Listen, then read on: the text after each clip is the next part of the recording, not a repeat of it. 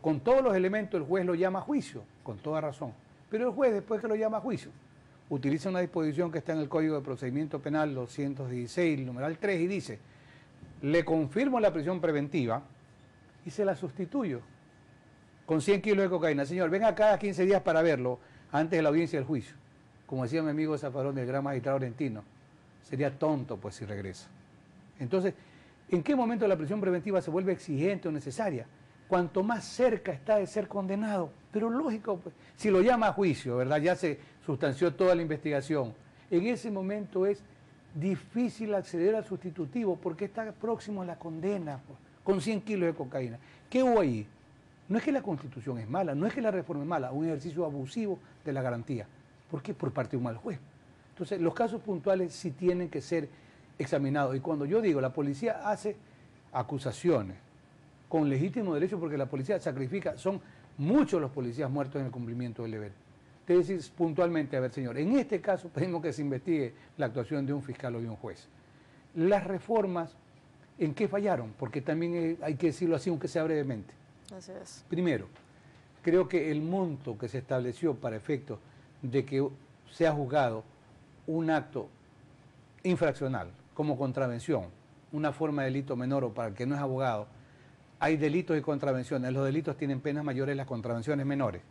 Por ejemplo, el hurto y robo. El momento en que se establece mínimo 3 salarios vitales unificados y se habla de $654 en un país de economía pobre, $654 es bastante.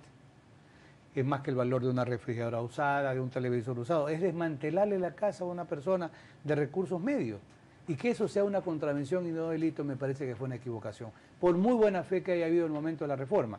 Pero eso es un tema que hoy se está considerando, discutiendo. Porque la idea es que los delitos en función de la gravedad de la afectación de los bienes jurídicos sean debidamente sancionados. Se le ocurrió al legislador en la reforma que la estafa sea de acción privada. Pero es que la ley tiene que mirar no solo a proteger en su momento las garantías del ciudadano imputado, sino también proteger los derechos de las víctimas. ¿Y qué pasa con las personas perjudicadas por un acto defraudatorio como el acto de la estafa, que prescribiría a los 6 meses y los casos que estaban en trámite? Allí se dejó en indefensión a las víctimas en ese tipo de delito contra la propiedad. Porque hoy si es de acción privada, ¿qué significa? Que tiene que contratar a un abogado y pagarle para reclamar. Entonces yo sí creo que esos temas de la reforma son importantes, que ya están siendo mejorados y tratados. En la parte operativa se piensa, por ejemplo, que si se produce un llamamiento a juicio, ¿qué es lo que produce el cuello de botella? ¿Por qué no avanza más rápido el proceso? Porque hay los recursos o las instancias. Sí, hay el derecho al reclamo. Entonces, ¿qué es lo que se piensa, por ejemplo, con la reforma? Se está planteando como discusión suprimir el recurso de apelación. ¿Qué significa esto?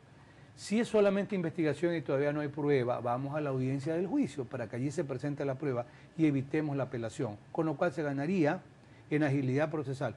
No se dejen en indefensión a los presuntos culpables, ¿por qué? Porque todavía no hay prueba. La prueba se va a dar en la audiencia del juicio.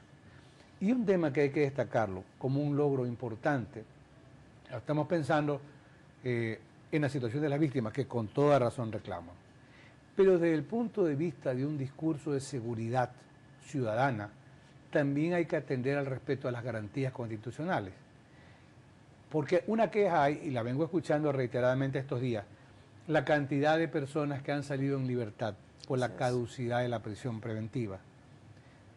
Yo pienso que el constituyente de Riobamba en 1997-98 de la Constitución, con la mejor de las buenas intenciones, estableció un plazo.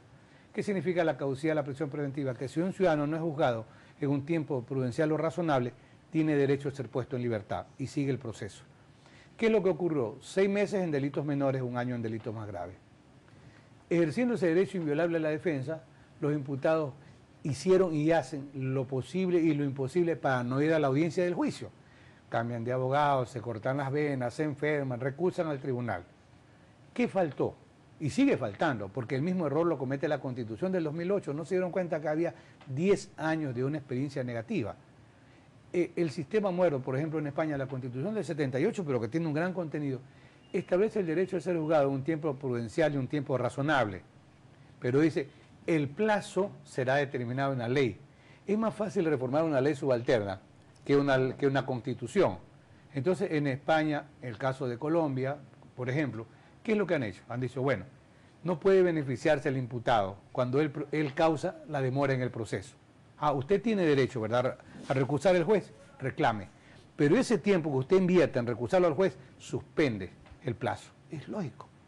Entonces, eso faltó en el tema de la Constitución del 98, la del 2008. No hubo un estudio preciso para esto. Claro, yo creo que ahí faltó afinar la idea para entender que está bien la garantía, pero también hay que precautelar los derechos de la ciudadanía del Estado, que está reclamando que los delitos sí sean sancionados. Entonces, se dice miles de ciudadanos libres por la caducidad de la prisión preventiva.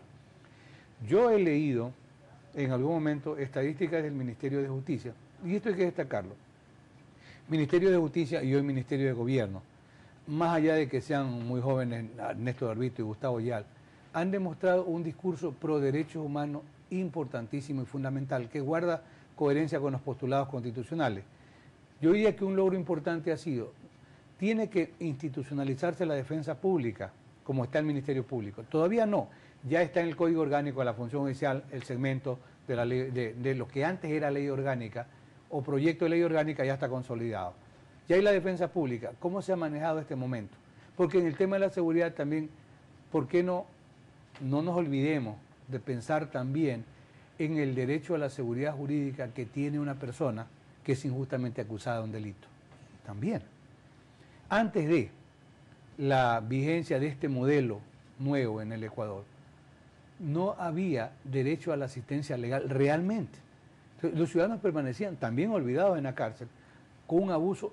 De pronto alguien puede decir, hemos pasado del abuso institucionalizado con la prisión preventiva, ¿verdad?, a un ejercicio abusivo de las garantías constitucionales. Podría ser.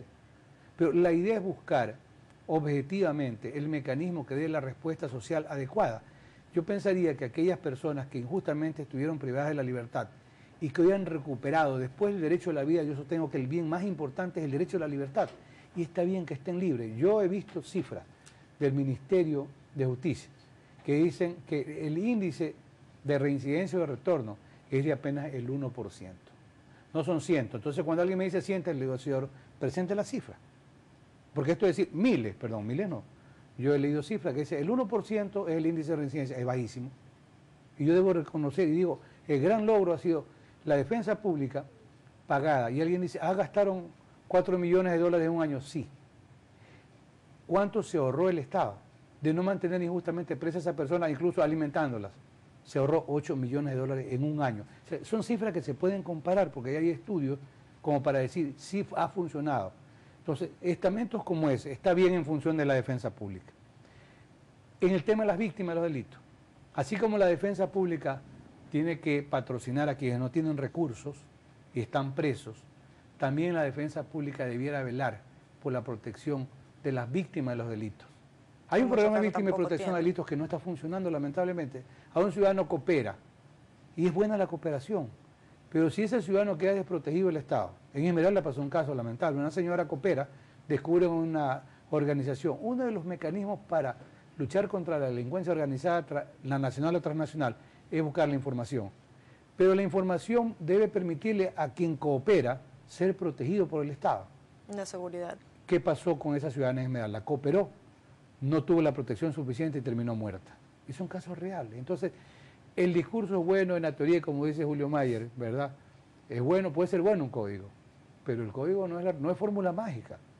Necesita buenos operadores, tiene que mejorar la respuesta del sistema. Yo pienso que la policía nunca debe estar conforme con el aspecto cualitativo, el armamento, el arsenal que necesita, y el aspecto cuantitativo, ¿cuántos policías?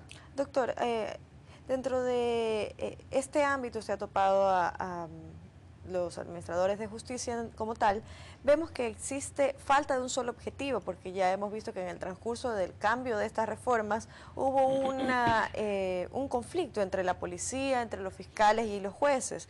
Luego el fiscal general también hizo unas críticas a los legisladores diciéndole que esas leyes que habían hecho eran muy permisivas y daba paso a que las fronteras estén abiertas y que ingresaran. ¿Esto de aquí causa también o es a causa de un protagonismo político? Podría ser que alguien busque protagonismo.